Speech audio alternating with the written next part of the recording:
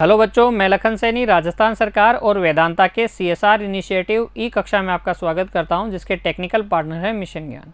बच्चों, हम पढ़ रहे हैं कक्षा 10 की गणित की पाठ्य पुस्तक का अध्याय 3 दो चर वाले रैखिक समीकरण युग्म।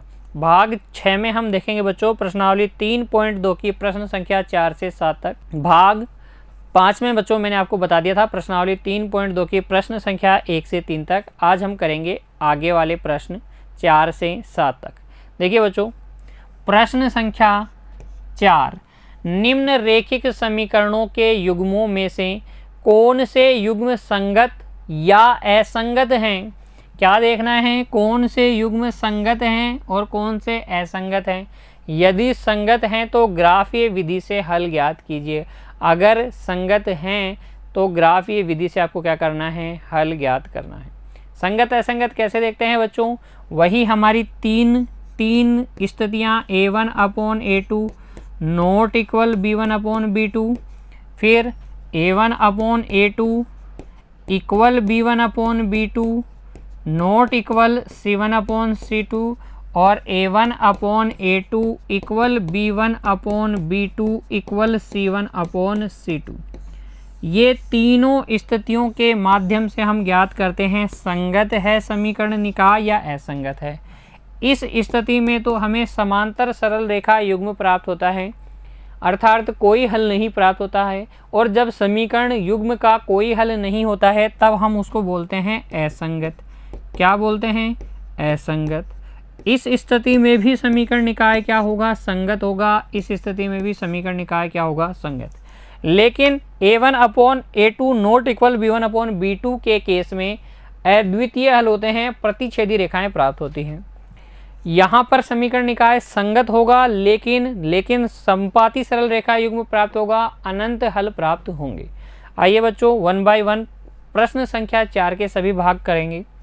देखिए, भाग 1, x + y = 5, 2x + 2y = 10। तो पहले इसको लिख लेते हैं हम किस रूप में लिख लेते हैं बच्चों। A1x + B1y + C1 = 0, A2x + B2y + C2 = 0 के रूप में। क्या ये उसी रूप में आ गया? कहने का मतलब ये है बच्चों कि बराबर में 0 लेके आना है। अचर पद को आप x और y वाले पदों की तरफ ही रखेंगे। क्यों रखेंगे? क्योंकि ऐसा समीकरण युग्म अगर आपको प्राप्त है तो फिर आप इसकी तुलना करके A1 B1 C1 A2 B2 C2 के मान निकाल लेंगे। फिर A1/A2 B1/B2 और C1/C2 के माध्यम से हम देख लेंगे कि ये समीकरण निकाय संगत है या असंगत। तो इस प्रकार लिखने के बाद बच्चों हम लिखेंगे समीकरण दिए गए समीकरण युग्म की तुलना A1x + B1y + C1 = 0, A2x + B2y + C2 = 0 से करने पर जब आप तुलना कर लेंगे तो आपको A1 बराबर मिलेगा 1, B1 बराबर मिलेगा 1, C1 बराबर मिलेगा -5 तथा A2 बराबर मिलेगा 2, B2 ये भी मिलेगा 2 और C2 ये मिलेगा -10। मिल जाएगा क्या? फिर देखिए, यहाँ हम निकाल लेते हैं A1/A2 1/2, B1/B2 ये भी 1/2 तथा C1/C2 -5/-10 अर्थात 1/2। तो क्योंकि A1/A2 equal B1/B2 equal C1/C2 है, इससे इम्प्लाइज हो जाएगा कि समीकरण युग्म क्या है, संगत है और संगत होने की स्थिति में हमें ग्राफीय विधि से हल ज्ञात करना है। अब ग्राफीय विधि से हल ज्ञात करने के लिए बच्चों क्या करना पड़ेगा, हमें प्रत्येक समीकरण के दो दो हल ज्ञात करने पड़ेंगे और फिर ग्राफीय निरूपण करना पड़ेगा। तो हम लिखेंगे समीकरण 1 से x प्लस वाई माइनस 5 बराबर 0, यहाँ से x बराबर हो गया 5 माइनस वाई, y के मान रखते जाएंगे, x के प्राप्त करते जाएंगे। y बराबर 1 रखने पर x बराबर आ जाएगा 5 माइनस कितना बच्चों 1 अर्थात 4। y बराबर 2 रखने पर, जब आप 2 रखेंगे तो 2 रखने पर देखिए x बराबर आ जाएगा 5 माइनस 2 अर्थात कितना 3। अतः हल सारणी मिल जाएगी आपको, दो दो हल निकाल लिए तो हल सारणी मिल जाएगी। हल सारणी बना लीजिए, हल सारणी बना लीजिए बच्चों। ग्राफीय निरूपण अब तक हम कई बार कर चुके हैं, इसलिए अब जल्दी जल्दी कीजिए। x y बराबर 1 तो x बराबर 4, y बराबर 2 तो x बराबर 3। फिर समीकरण 2 से, समीकरण 2 है आपके पास 2x प्लस 2y माइनस 10 बराबर 0। यहाँ से वही समीकरण आ जाएगा x प्लस वाई माइनस 5 बराबर 0। 2 कॉमन ले लिया और 0 में भाग लगा दिया। अतः समीकरण 2 के लिए भी हल सारणी समीकरण 1 की हल सारणी के समान ही है। आपको पुनः करने की कोई ज़रूरत नहीं है, आप लिख सकते हैं कि समीकरण 2 के लिए हल सारणी भी इसी के समान है, क्योंकि दोनों वास्तव में तो समीकरण एक ही है, x प्लस वाई माइनस 5 बराबर 0। अब आप इसका ग्राफीय निरूपण कर दीजिए। ग्राफीय निरूपण करने के लिए x अक्ष और y अक्ष, x अक्ष और y अक्ष जहाँ दोनों प्रतिच्छेद करते हैं उस बिंदु को बोल दीजिए मूल बिंदु। यहाँ लिख दीजिए ग्राफीय निरूपण के लिए पैमाना वही छोटे मान हैं, इसलिए 1 सेंटीमीटर बराबर 1 इकाई। बड़े मान होते तो हमें पैमाना बदलने की भी ज़रूरत पड़ती, यहाँ पर तो सेम है। x अक्ष को क्या लिखते हैं x o x dash, y अक्ष को क्या लिखते हैं y o y डैश। प्रत्येक हल को हम क्या दिखा देंगे ग्राफ पेपर पर। 4,1 x पे 4 y पे 1, तो ये हो गया 4,1। फिर x पे 3 y पे 2, x पे 3 y पे 2, 3,2। दोनों को मिलाइए, दोनों बिंदुओं को मिलाइए, अभिष्ट सरल रेखा युग्म प्राप्त कर लीजिए। ये दोनों समीकरणों द्वारा निरूपित है। समीकरण क्या है बच्चों, एक तो है x प्लस वाई माइनस 5 बराबर 0, दूसरा है 2x प्लस 2y माइनस 10 बराबर 0। कैसी रेखाएं, समपाती रेखाएं। अतः हम क्या बोलेंगे, अतः हम लिख देंगे बच्चों, अतः दिए गए समीकरण निकाय के या समीकरण युग्म के अपरिमित रूप से अनेक हल विद्यमान हैं। कितने हल विद्यमान हैं, अपरिमित रूप से अनेक हल विद्यमान हैं। इस तरीके से कर लीजिएगा बच्चों। पहले जांच कीजिएगा कि संगत है या असंगत। उसके लिए समीकरणों को इस रूप में लिखिए, तुलना करके A1 B1 C1 निकाल लीजिए, A2 B2 C2 निकाल लीजिए, अनुपात निकालिए। जो स्थिति बनेगी उसके आधार पर बताइए कि संगत है या असंगत।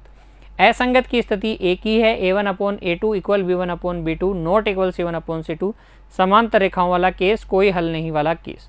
उस केस में आपको हल नहीं करना है ग्राफीय विधि से, सिर्फ संगत होने की स्थिति में आपको ग्राफीय विधि से हल ज्ञात करना है। ग्राफीय विधि से हल ज्ञात करने के लिए प्रत्येक समीकरण के लिए हल सारणी बनाएंगे, हर एक हल को हम ग्राफ में दिखाएंगे और अभिष्ट सरल रेखा युग्म प्राप्त कर लेंगे। किस प्रकार का प्राप्त हुआ है इस प्रश्न में? संपाती प्राप्त हुआ है, इसलिए क्या लिख देंगे? अतः दिए गए समीकरण निकाय का अपरिमित रूप से अनेक हल विद्यमान है। उम्मीद करता हूँ प्रश्न अच्छे से समझ में आ गया है। अब हम देखते हैं अगला भाग। देखिए भाग संख्या 2, x - y बराबर 8 और दूसरा समीकरण है 3x - 3y बराबर 16। यहाँ पर भी हम क्या करेंगे, पहले इसको अच्छे से लिखेंगे। किस फॉर्म में? बराबर 0 लेके आएंगे तो प्लस के 8 को इधर लेके आएंगे तो x - y - 8 बराबर 0 हो जाएगा। ये समीकरण संख्या 1 है। दूसरा है 3x - 3y - 16 बराबर 0। ये समीकरण संख्या हो गई 2। अब हम इसकी तुलना करेंगे बच्चों किससे? तो लिखेंगे बच्चों, दिए गए समीकरण युग्म की तुलना हम कर लेंगे A1x plus B1y plus C1 बराबर 0, A2x plus B2y plus C2 बराबर 0 से। इससे तुलना करने पर लैंग्वेज समझ में आ रही होगी आपको। देखिए बच्चों, समीकरण जो युग्म है उसको इस फॉर्म में लिखेंगे, A1x plus B1y plus C1 बराबर 0, बराबर में 0 होना चाहिए ताकि हमें C1 C2 के मान मिल सके। A2x plus B2y plus C2 बराबर 0, ठीक है। यहाँ से इसकी तुलना इससे कर लीजिए, A1 B1 C1 A2 B2 C2 के मान निकाल लीजिए। A1 का मान तो आपके पास आ जाएगा 1, B1 का मान आ जाएगा -1, C1 का मान आ जाएगा -8 तथा A2 का मान आ जाएगा 3, B2 का मान आ जाएगा -3, C2 का मान आ जाएगा -16, ठीक है। फिर यहाँ हम देख रहे हैं कि A1/A2 है कितना? 1/3, B1/B2 है -1/-3 दैट इज 1/3 तथा C1/C2 या C1/C2 आपके पास है कितना? -8/-16 यानी कि 1/2, ठीक है ना। तो यहाँ से हम देख पाएंगे कि A1/A2 जो है इक्वल है B1/B2 के, A1/A2 जो है B1/B2 के इक्वल है, लेकिन नॉट इक्वल है C1/C2 के। अतः दिया गया समीकरण निकाय कैसा है? असंगत है। कैसा है प्यारे बच्चों? असंगत। और हमें कहा गया है कि असंगत की स्थिति में आपको हल ज्ञात नहीं करना, कोई ग्राफ नहीं बनाना है, इतना ही छोड़ देना है असंगत कह के, ठीक है। फिर देखिए अगला भाग 3, 2x प्लस y माइनस 6 बराबर 0, 4x माइनस 2y माइनस 4 बराबर 0। तो यहाँ पर पहले से ही स्टैंडर्ड फॉर्म में लिखा हुआ है समीकरण 1, तो 2x प्लस वाई माइनस 6 बराबर 0, ठीक है।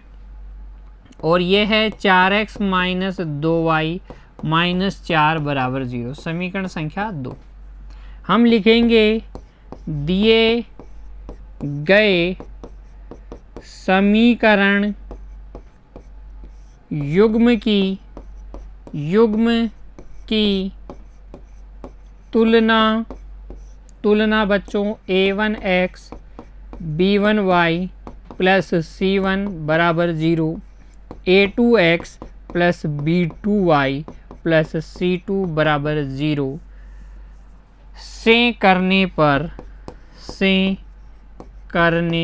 पर जब आप इससे तुलना करेंगे तो आपको मिल जाएगा a1 बराबर 2, b1 बराबर 1, c1 बराबर -6 तथा a2 बराबर 4, b2 बराबर -2, c2 बराबर -4। a1 b1 c1 a2 b2 c2 चिन्हों का विशेष ध्यान रखिएगा बच्चों। अगर कोई संख्या माइनस की है तो चिन्ह के साथ रखेंगे, ठीक है। फिर लिखेंगे यहाँ a1 अपॉन a2 2/4 अर्थात 1/2। फिर b1 अपॉन b2 वो है 1/-2 अर्थात -1/2। क्या ये दोनों बराबर हैं? बिल्कुल बराबर नहीं है, तो c1 अपॉन c2 को चेक भी करने की ज़रूरत नहीं है। आप सीधा लिख दें a1 upon a2 not equal b1 upon b2। अतः दिया गया समीकरण निकाय कैसा है? संगत है। कैसा है बच्चों? संगत। संगत क्यों है? क्योंकि अद्वितीय हल, प्रतिच्छेदी रेखाएं, कम से कम एक हल विद्यमान है, तो समीकरण निकाय संगत। अब संगत है इसलिए हमें ग्राफीय विधि से हल करना है, और हल करने के लिए हम क्या करेंगे? प्रत्येक समीकरण के लिए 2-2 हल निकालेंगे, हल सारणी बनाएंगे और फिर उनका क्या करेंगे? ज्यामितीय निरूपण करेंगे। ग्राफीय विधि से हल करना है ना बच्चों, इसलिए ज्यामितीय निरूपण करेंगे, ठीक है ना। देखिए समीकरण 1 से समीकरण 1 क्या है? 2x प्लस वाई -6 बराबर 0। 2x प्लस वाई -6 बराबर 0। यहाँ से y बराबर हो गया 6 - 2x। x बराबर 1 रखने पर y बराबर आपको मिल जाएगा 6 - 2 गुणा 1 अर्थात 4। x बराबर 2 रखने पर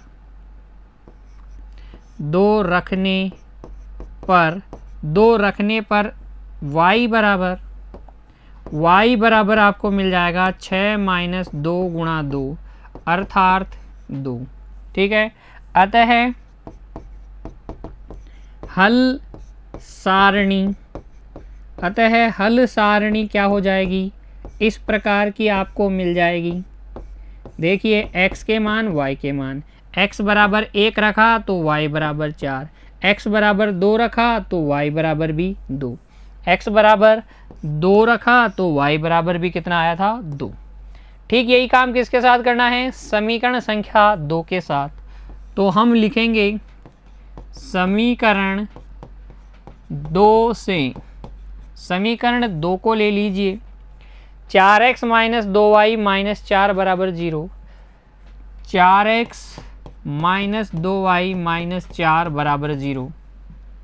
यहाँ से 2y बराबर आ जाएगा 4x - 4 और y बराबर आ जाएगा 2x - 2। देखिए 2 का उधर भाग लगाएंगे तो 2x - 2 आ जाएगा, ठीक है ना। समीकरण क्या था? 4x - 2y - 4। 2 उभयनिष्ठ लेके आप उधर डिवाइड कर देंगे तो भी y बराबर आपको समझ में आ जाएगा कि 2x - 2। अब x के मान रखते जाइए। x बराबर 1 रखने पर, जब आप x के स्थान पे 1 रखेंगे तो y बराबर आ जाएगा 2 गुणा 1 - 2 अर्थात 0। x बराबर 2 रखने पर, जब आप x के स्थान पर 2 रखेंगे तो y बराबर आ जाएगा 2 गुणा 2 माइनस 2 अर्थात 2। अतः हल सारणी क्या हो जाएगी, तैयार हो जाएगी। हल सारणी तैयार हो जाएगी एक्स वाई, एक्स का मान 1, वाई का मान 0, एक्स का मान 2, वाई का मान 2। देखो सारणी में ये दोनों मान क्या हो गए, मिल गए। इसका मतलब ग्राफ क्या है, यही काटने वाला है और यही आपका क्या है, अभिष्ट हल भी है। देखिए ग्राफ ले लीजिए, ग्राफ पेपर ले लीजिए और ग्राफ ये विधि से हल करने को कहा है, तो कोई ट्रिक नहीं लगाएंगे कि सारणी में मान मिल गए हैं, हम ग्राफ बनाकर ही बताएंगे। हर एक हल को हम ग्राफ में दिखाएंगे। उसके लिए पहले बना लीजिए एक्स अक्ष और वाई अक्ष। तो ये मैंने बना लिया है वाई अक्ष, ये मैंने बना दिया है एक्स अक्ष।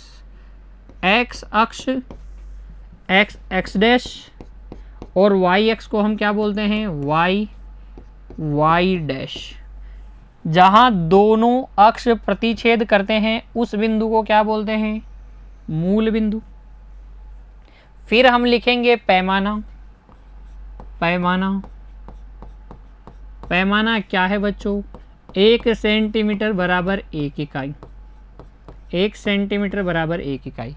प्रत्येक हल को अब दर्शाइए। 1,4 x पे 1 y पे 4, x पे 1 y पे 4, 1 2 3 4, ये हो गया 1,4।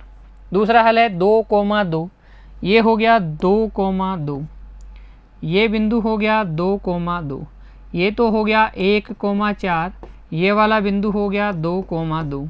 दोनों को मिलाकर समीकरण 1 द्वारा निरूपित सरल रेखा प्राप्त कर लीजिए। ये हो गया समीकरण 1 द्वारा निरूपित सरल रेखा। समीकरण 1 क्या है बच्चों, 2x प्लस वाई माइनस 6 बराबर 0, 2x प्लस वाई माइनस 6 बराबर 0, 2x प्लस वाई माइनस 6 बराबर 0। फिर समीकरण 2 के हलों से हम समीकरण 2 द्वारा निरूपित सरल रेखा प्राप्त करेंगे। 1,0 सबसे पहले दिखाइए 1,0, उसके बाद में 2,2, वो तो हमने दिखाई रखा है। तो 1,0 कहाँ है, ये रहा 1,0। ये लो 1,0 और 2,2 को मिलाकर समीकरण 2 द्वारा निरूपित सरल रेखा भी हमने प्राप्त कर ली। ये सरल रेखा हमने प्राप्त कर ली। समीकरण 2 क्या है बच्चों, समीकरण 2 भी देख लीजिए।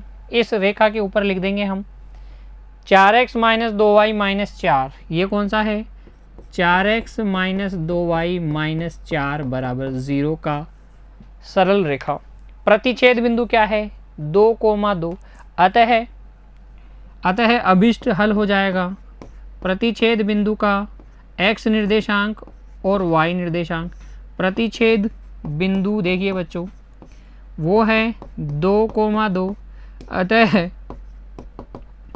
x बराबर 2 और y बराबर 2 हमारा क्या हो जाएगा, अभिष्ट उत्तर हो जाएगा।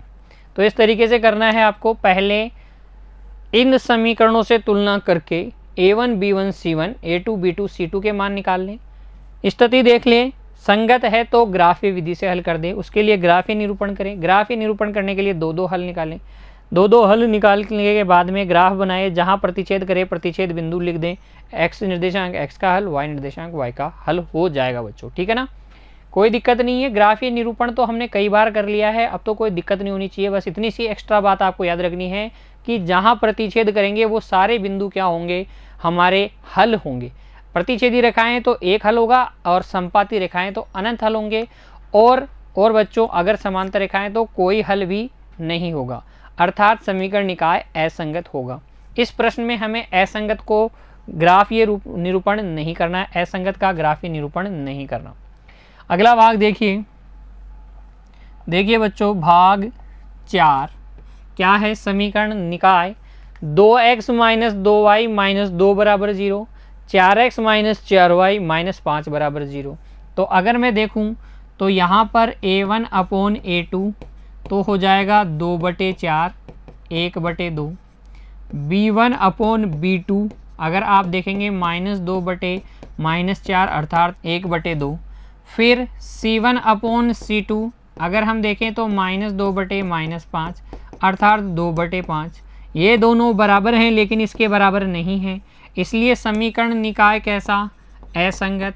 और असंगत का हमें ज्यामितीय निरूपण नहीं करना, उसको हल नहीं करना, इसलिए ग्राफ में कोई काम नहीं करूँगा बच्चों। ठीक है, अब अगला प्रश्न देखिए बच्चों, प्रश्न संख्या 5। एक आयताकार बाग की बात हो रही है जिसकी लंबाई चौड़ाई से 4 मीटर अधिक है, का अर्ध परिमाप यानी कि आधा परिमाप 36 मीटर है। बाग की विमाएं ज्ञात करो। विमाओं का अर्थ होता है उसकी लंबाई चौड़ाई ज्ञात करो। देखो बच्चों किसकी बात चल रही है, एक आयताकार क्या है, एक आयताकार बाग है। तो ये एक आयताकार बाग है, इसकी लंबाई और चौड़ाई हमें पता नहीं है, लेकिन हमें पता है कि इसका अर्ध परिमाप 36 मीटर है और लंबाई चौड़ाई से 4 मीटर अधिक है। तो ना तो मेरे को इसकी लंबाई पता है ना चौड़ाई पता है, तो मैं लंबाई को तो मान लूँगा x मीटर, चौड़ाई को मैं मान लेता हूँ y मीटर। ठीक है, लंबाई और चौड़ाई को मैंने मान लिया, अतः हम लिखेंगे, इस बात को लिख भी देंगे कि माना आयत की लंबाई बराबर x मीटर तथा चौड़ाई बराबर y मीटर। लंबाई और चौड़ाई आपको मिल गई।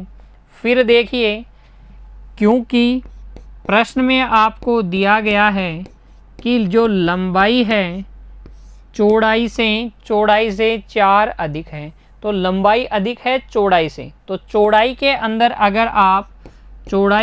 अगर आप 4 जोड़ देंगे तो लंबाई आ जाएगी। और अर्ध परिमाप पूरा परिमाप क्या होता है बच्चों, आयत का जो परिमाप होता है, आयत का परिमाप वो होता है 2 गुणा लंबाई प्लस चौड़ाई। तो अर्ध परिमाप क्या हो जाएगा, इसमें 2 का भाग लगा देंगे, आधा परिमाप लंबाई प्लस चौड़ाई x प्लस y, वो कितना हो जाएगा 36 मीटर। ये हो गया समीकरण संख्या 2। अब हमें हल करना है इसको विमाएं ज्ञात करने के लिए। तो इस प्रकार के समीकरण को हल करने की अभी तक हमारे पास कौन सी विधि है, ग्राफीय विधि है। आगे मैं बीजगणितीय विधियों की भी चर्चा करूंगा बच्चों, लेकिन फिलहाल हम जानते हैं ग्राफीय विधि ही। तो ग्राफीय विधि से इसको हल करने के लिए हम प्रत्येक समीकरण के लिए हल सारणी बनाएंगे। तो देखिए, लिखेंगे समीकरण 1 क्या है, x बराबर y प्लस 4 के लिए हल सारणी, इसके लिए हल सारणी देखिए इस प्रकार की एक सारणी आपको बनानी है x और y के मानों में। तो देखिए y के मान रखते जाइए, x के प्राप्त करते जाएंगे। y बराबर 1 रखेंगे तो x बराबर 5, y बराबर 2 रखेंगे तो x बराबर 6। ठीक है, हल सारणी हो गई। फिर आप लिखिए समीकरण 2 x प्लस y बराबर 36 के लिए हल सारणी, 36 के लिए हल सारणी।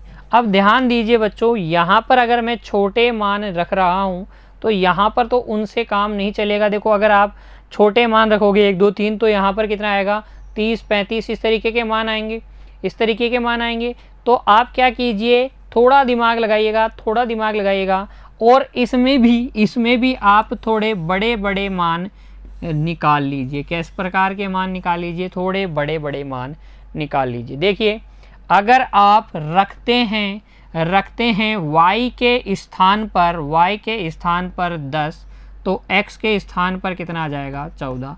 अगर आप रखते हैं y के स्थान पर 12 तो x के स्थान पर कितना आ जाएगा, x के स्थान पर आ जाएगा कितना 12 और 4 16। ठीक है, ये मान क्यों मैं इस प्रकार के निकाल रहा हूँ अभी आप ग्राफ में समझ जाएंगे जब मैं आपको पैमाना लिखाऊंगा। ठीक है, इसके मान देखिएगा, इसके लिए हल सारणी देखिएगा। देखिए x और y, x के स्थान पर आप 10 रख रहे हैं तो y कितना आ जाएगा, 10 घटेगा, 10 घटेगा उधर जाके 26। x के स्थान पर अगर आप रख रहे हैं 20 तो ये कितना आ जाएगा, 16। ठीक है, तो इसमें बड़े बड़े मान हैं तो इसमें भी बड़े बड़े मान होंगे, तो हमें पैमाना लेने में बिल्कुल आसानी हो जाएगी। हम एक खाना बराबर 2 सेंटीमीटर ले लेंगे। अगर हम एक खाना बराबर 1 सेंटीमीटर लेंगे, इसके मानों को देखकर, इन दो मानों को देख के बच्चों, तो फिर इसके मान निरूपित करने में हमें काफ़ी दिक्कत होगी। देखो आप 10 खाने लिखोगे तो 26 खाने कहाँ छोड़ोगे, ऊपर की तरफ तो होंगे नहीं। 20 वाला खाना x पे 20 खाने दिखाओगे तो इतनी तो बड़ी ग्राफ ही नहीं होती है। तो आप थोड़ा सा क्या करना, इन जब आप सारणी बनाएं, हल सारणी, तो मान जो है दोनों सारणी के इस प्रकार से होने चाहिए कि हम उनको ग्राफ में आसानी से दिखा सके उचित पैमाने के साथ। ठीक है, अब देखिए मैं इसको दिखाता हूँ ग्राफ पेपर पे।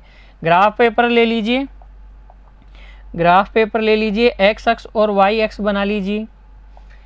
देखिए सारे मान धनात्मक है तो थोड़ा इधर ले लूँगा y अक्ष को, और x अक्ष को थोड़ा मैं नीचे की साइड बना लेता हूँ क्योंकि मेरे को ऊपर भी काफ़ी सारे खाने चाहिए। ठीक है, तो ये भी दिमाग आपको लगाना है। ये हो गया आपके पास x अक्ष और ये हो गया y अक्ष। दोनों जहाँ प्रतिच्छेद करते हैं वो तो मूल बिंदु होता ही है, वो तो मूल बिंदु ही है। ठीक है, ये x अक्ष को हम बोलते हैं x x डैश, y अक्ष को बोलते हैं हम y y डैश। पैमाना क्या लिखूंगा बच्चों, पैमाना देखिए बड़े बड़े मान हैं और सारे 2 से विभाजित भी हैं, इसलिए एक बड़ा खाना या 1 सेंटीमीटर बराबर कितना, 2 इकाई ले लेता हूँ। तो ये इस प्रकार से होगा आपके पास 2 4 6 8 10 12 14 16 18 20। ठीक है, ऐसे ही y अक्ष पे भी 2 4 6 8 10 12 14 16 18 20 22 इस तरीके से। ठीक है, अब हम हर एक मान को दिखा देते हैं। समीकरण 1 के लिए बनाएंगे, इनको दिखाएंगे, प्रॉब्लम होने वाली है, इसलिए देखो x पे 14 y पे 10 दिखाता हूँ। x पे 14 y पे 10 यानी कि 14 का मतलब 7, 2 4 6 8 10 12 14, x पे 14 y पे 10, y पे कितना बच्चों, y पे 10। ठीक है, x पे 14 1 2 3 4 5 6 7, y पे 10 1 2 3 4 5, 5 खाने किसके बराबर हो जाएंगे, 5 खाने किसके बराबर हो जाएंगे, 10 के। तो ये हो गया 14,10। कितना हो गया बच्चों, 14,10। फिर दूसरा बिंदु क्या है, 16,12। x पे 16 तो ये 14 और 16 और 12, ये आ जाएगा बिंदु, ये बिंदु आ जाएगा आपके पास 16,12। दोनों को मिलाकर हम क्या करेंगे, समीकरण 1 द्वारा निरूपित अभिष्ट सरल रेखा प्राप्त कर लेंगे। ये वो अभिष्ट सरल रेखा है जो समीकरण 1 निरूपित कर रहा है। ठीक है, समीकरण 1 क्या है बच्चों, समीकरण 1 हमारे पास है x बराबर y प्लस 4। ये किसकी रेखा हो गई, x बराबर y प्लस 4 की। दूसरे समीकरण के हलों को भी दिखाइए, 10,26, x पे 10 y पे 26, x पे 10 का मतलब 5, 1 2 3 4 5, y पे 26 का मतलब 13, 1 2 3 4 5 6 7 8 9 10 11 12 13। तो ये हो जाएगा 10,26। 13 क्यों गिने बच्चों मैंने, 1 सेंटीमीटर किसके बराबर है, 2 के, यानी कि एक खाना 2 इकाई के बराबर है, तो 13 खाने 26 के बराबर हो जाएंगे और 5 खाने 10 इकाई के बराबर हो जाएंगे। फिर देखिए अगला हल है 20,16। x पे 20 और y पे 16, तो x पे 20 का मतलब है 10 खाने, 1 2 3 4 5 6 7 8 9 10, और y पे 16 का मतलब है 8 खाने। चलो 1 2 3 4 5 6 7 8, तो ये वो बिंदु आ जाएगा कितना, x पे 20 और y पे 16, x पे 20 और y पे 16। दोनों को मिला दीजिए, दोनों बिंदुओं को मिला दीजिए और अभिष्ट सरल रेखा प्राप्त कर लीजिए समीकरण 2 द्वारा निरूपित। समीकरण 2 क्या है? समीकरण 2 है x प्लस वाई बराबर 36। x प्लस वाई बराबर 36। प्रतिच्छेद बिंदु कौन सा आ गया बच्चों? प्रतिच्छेद बिंदु यहाँ लिख देता हूँ, प्रतिच्छेद बिंदु वो है आपके पास 20,16 20,16 अर्थात हम लिख देंगे अतः आयत की लंबाई क्या थी? x कितना आया है? 20। चौड़ाई कितनी? 16 कितनी? 16। तो 20,16 देख लीजिए, 20,16 ये क्या है? अभिष्ट लंबाई और चौड़ाई, x का मान, लंबाई और y का मान, चौड़ाई, x का मान, लंबाई और y का मान, चौड़ाई दी गई शर्तों में भी रख के देख लीजिए। क्या लंबाई 20 16 से 4 अधिक है? क्या इन दोनों का योगफल 36 है? तो दोनों शर्तों को भी संतुष्ट कर रहा है, इसलिए अभिष्ट हल हो जाएगा लंबाई बराबर 20 मीटर लिखिएगा बच्चों और चौड़ाई बराबर 16 मीटर। मात्रक क्या है? प्रश्न में दिया गया है मीटर में दी गई है, तो ये मीटर में, हमने भी मीटर में ही मानी है, x मीटर y मीटर। ठीक है, तो लंबाई x मीटर अर्थात 20 मीटर, चौड़ाई 16 मीटर। ठीक है, y मीटर अर्थात 16 मीटर। कोई दिक्कत नहीं है इस प्रश्न में। अब आइए अगला प्रश्न देखते हैं बच्चों। ग्राफीय निरूपण में भी कोई दिक्कत नहीं होनी चाहिए। प्रश्न संख्या 6। एक रैखिक समीकरण 2x प्लस 3y माइनस 8 बराबर 0 दी गई है। दो चरों में एक ऐसी और रैखिक समीकरण लिखिए ताकि प्राप्त युग्म का ज्यामितीय निरूपण जैसा कि प्रतिच्छेद करती रेखाएं हों, समांतर रेखाएं हों और संपाती रेखाएं हों। तो 3 केस के अंदर आपको लिखने हैं 3 रैखिक समीकरण इस प्रकार से कि वो इस दी गई समीकरण के साथ क्या हो? प्रतिच्छेद करती हुई रेखा को प्रदर्शित करे, समांतर रेखा को प्रदर्शित करे और संपाती को। तो बच्चों हमें पता है कि a1x b1y प्लस c1 बराबर 0, a1x plus b1y plus c1 बराबर 0, a2x plus b2y plus c2 बराबर 0। ये जो समीकरण युग्म है बच्चों, कब तो समांतर रेखाओं को प्रदर्शित करता है, कब प्रतिच्छेदी रेखाओं को प्रदर्शित करता है और कब संपाती को, ये हम जानते हैं। पहला case a1/a2 not equal b1/b2 होता है तो क्या करता है? प्रतिच्छेदी रेखाओं को प्रदर्शित करता है। ठीक है। दूसरा केस a1/a2 इक्वल हो b1/b2 के लेकिन इक्वल नहीं हो c1/c2 के, तो ये समांतर रेखाओं को प्रदर्शित करता है। और तीसरा केस बच्चों कि ये तीनों अनुपात बराबर हो, a1/a2 बराबर हो b1/b2 बराबर हो c1/c2 के, तो फिर ये संपाती सरल रेखाओं को प्रदर्शित करता है। ये बात हम जानते हैं। अब जो बात मैं आपको बताने जा रहा हूँ उसको बच्चों ध्यान से समझिएगा।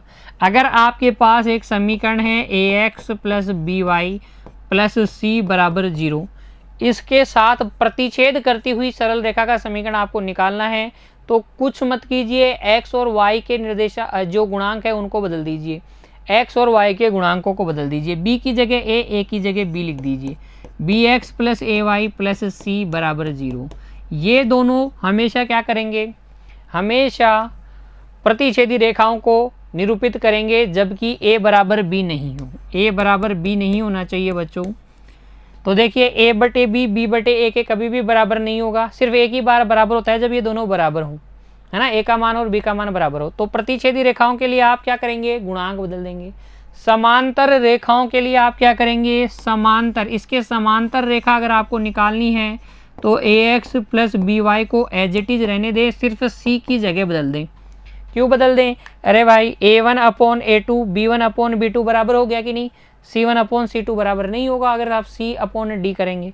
और अगर आपको क्या करनी है, समपाती रेखा प्राप्त करनी है, तो इसको किसी संख्या से गुणा कर दें सिर्फ। ठीक है, अब लिखते हैं इस दी गई समीकरण के साथ प्रतिच्छेद करती हुई रेखा का समीकरण।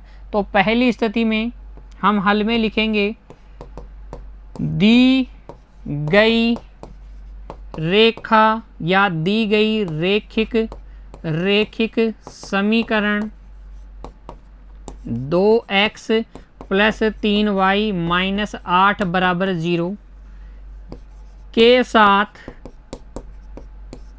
प्रतिच्छेद करती हुई रैखिक समीकरण क्या बताया मैंने बच्चों आपको? आप गुणांक चेंज कर दीजिए, 3x प्लस 2y माइनस 8 बराबर 0। अर्थात देख लीजिए A1 upon A2 B1 upon B2 के बराबर नहीं आएगा। तो ये एक सीधा सा फंडा है बच्चों, इसमें ऐसा कोई कुछ नहीं है कि आप यही लिखें। आप और भी कोई समीकरण बना सकते हैं, जैसे मैंने बना दिया, जैसे या मैं ऐसा भी बना सकता हूँ मन मर्जी से 5x माइनस 7y प्लस 11 बराबर 0। देखिए अभी भी A1 upon A2 B1 upon B2 के बराबर नहीं है, तो सिर्फ आपको इतना सा ध्यान रखना है कि A1 upon A2 B1 upon B2 के बराबर नहीं हो। ये गुणांक जब हम चेंज करते हैं ना बच्चों, तब हमारे पास क्या बनता है, लंबवत रेखा बनती है। गुणांक चेंज करने के बाद में एक साइन, एक गुणांक का साइन चेंज करने के बाद में, ठीक है। तो वहीं से कक्षा 11 में आप पढ़ेंगे कि किस प्रकार से दी गई रेखा के लंबवत सरल रेखा का समीकरण लिखते हैं। तो यहाँ मैंने उसी कंसेप्ट को यूज लिया है। बस आप ध्यान रखिए कि A1 अपॉन A2 इक्वल नहीं होना चाहिए B1 अपॉन B2 के, ठीक है। इस प्रकार से A, B और C के मान लेंगे, ठीक है, समझ में आ गया। अब आपको लिखना है समांतर रेखा। तो समांतर रेखा के लिए इसको तो कभी चेंज न करें, 2x प्लस 3y, इसको चेंज कर दें, माइनस 8 था तो प्लस 11 लिख दो, ठीक है। या फिर आप लिख सकते हो बच्चों, देखो इसको तो किसी से गुणा कर देंगे हम, 2x प्लस 3y, ताकि अनुपात बराबर रहे। और यहाँ पर आप क्या रखेंगे, कुछ भी रख सकते हैं, 5 रख दें, माइनस 8 न रखें, ठीक है ना। अब देखिए ये भी अनुपात बराबर आएगा, 1/के आएगा, और C1 अपॉन C2 के बराबर नहीं आएगा। तो इस प्रकार से आप समांतर सरल रेखा का समीकरण लिख सकते हैं दी गई रेखा के साथ। और समपाती के लिए मैंने क्या कहा, जो समीकरण आपको दी गई है उसके समांतर रेखा लिखनी है, तो किसी भी संख्या से गुणा कर देंगे आप, किसी भी संख्या से गुणा कर देंगे तो आपको क्या मिलेगी, दी गई रेखा के समपाती सरल रेखा का समीकरण मिल जाएगा, समपाती सरल रेखा का समीकरण मिल जाएगा। क्योंकि इस स्थिति में A1 upon A2 B1 upon B2 और C1 अपॉन C2 तीनों क्या होंगे, बराबर होंगे। उम्मीद करता हूँ समझ में आ गया है। आप लिख सकते हैं किसी भी दी गई समीकरण के समांतर सरल रेखा का समीकरण, समपाती सरल रेखा का समीकरण और प्रतिच्छेदी सरल रेखा का समीकरण, ठीक है ना बच्चों। अगला प्रश्न देखिए बच्चों, प्रश्न संख्या 7, समीकरणों x माइनस वाई प्लस 1 बराबर 0 और 3x प्लस 2y माइनस 12 बराबर 0 का ग्राफ खींचिए। ग्राफ बनाना है आपको। x अक्ष और इन रेखाओं से बने त्रिभुज के शीर्षों के निर्देशांक ज्ञात कीजिए और त्रिभुजाकार पटल को छायांकित कीजिए। आपको क्या करना है, ग्राफ खींचना है, जो त्रिभुज बने उसको छायांकित करना है और त्रिभुजाकार पटल को छायांकित करना है। त्रिभुज के शीर्षों के निर्देशांक आपको ज्ञात करने हैं। आइए करते हैं। तो सबसे पहले जब हमें ग्राफ ही निरूपण करना है, ग्राफ बनाना है, तो समीकरण पहला ले लेंगे और इसके लिए 2 हल लिखेंगे। x माइनस वाई प्लस 1 बराबर 0 के लिए हल सारणी लिख लेंगे, हल सारणी। इसके लिए हल सारणी देखिए बच्चों क्या होगी, x के मान y के मान रखते जाइए, दूसरे के पता करते जाइए। मैं रख रहा हूँ y बराबर 2, y बराबर 2 रखूँगा तो x बराबर देखो कितना आ जाएगा, 2 माइनस 1 1। y बराबर अगर मैं 4 रख रहा हूँ, y बराबर अगर मैं 4 रख रहा हूँ तो 4 माइनस ये कितना हो जाएगा 3। ठीक है, 4 माइनस ये कितना हो जाएगा 3। ये इस पहले समीकरण के लिए हल सारणी हो गई। इसी तरीके से दूसरे समीकरण के लिए हल सारणी लिखेंगे। समीकरण 2 क्या है, 3x प्लस 2y माइनस 12। समीकरण 2 3x प्लस 2y माइनस 12 बराबर 0 के लिए हल सारणी। इसके लिए हल सारणी देखिए, एक चर के मान रखते जाइए, दूसरे के प्राप्त करते जाइए। मैं रख देता हूँ x के स्थान पे 2, x के स्थान पे 2 रखोगे तो ये बन जाएगा 6 प्लस 2y माइनस 12, अर्थात 2y बराबर 6 और y बराबर कितना आ जाएगा 3। रख के देख लीजिए, 2 और 3 संतुष्ट करेगा। 2 रखोगे 6, 3 रखोगे 6, 6 और 6 12 माइनस 12 0। ठीक है, x के स्थान पे आप 4 रखिए, 4 रखेंगे तो ये प्लस का 12 माइनस का 12 यानी y बराबर कितना आ जाएगा 0। दोनों समीकरणों के लिए हल सारणी आपको तैयार करनी आती है बच्चों। अब इसका कर दीजिए ग्राफ या निरूपण। तो ग्राफ पेपर ले लीजिए, x अक्ष और y अक्ष खींचकर पैमाना लिख लीजिए। ये हो गया x अक्ष, x डैश। ये हो गया y अक्ष, y डैश, y डैश। पैमाना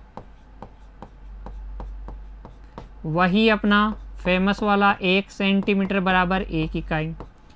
ठीक है, ज़्यादा बड़ी संख्याएं है नहीं तो एक बड़ा डिब्बा बराबर 1 इकाई ले लीजिए। दिखाइए, पहले समीकरण के हल को दिखाइए। 1,2 x पे 1 y पे 2, x पे 1 y पे 2, ये हो गया 1,2।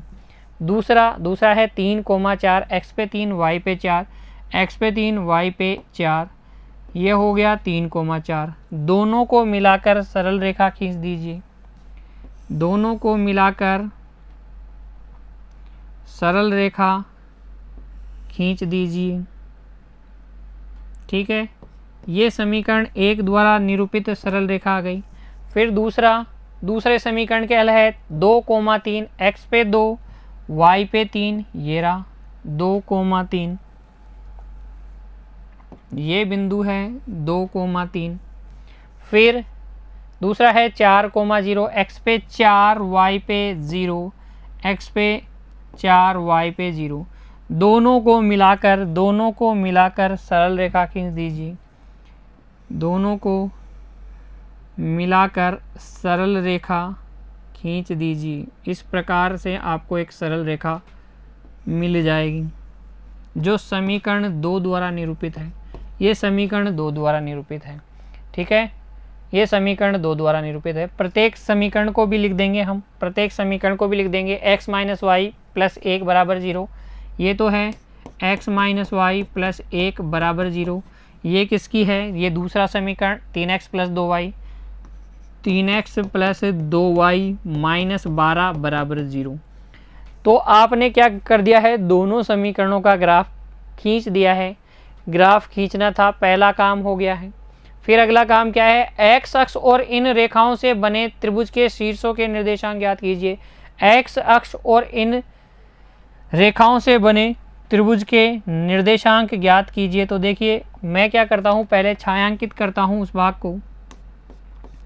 x अक्ष और इन रेखाओं से ये त्रिभुज बन रहा है, क्या दिख रहा है बच्चों? ये छायांकित जो मैं कर रहा हूँ ये त्रिभुज है x अक्ष और इन रेखाओं से बना हुआ। ठीक है, इस त्रिभुज के निर्देशांक आपको ज्ञात करने हैं।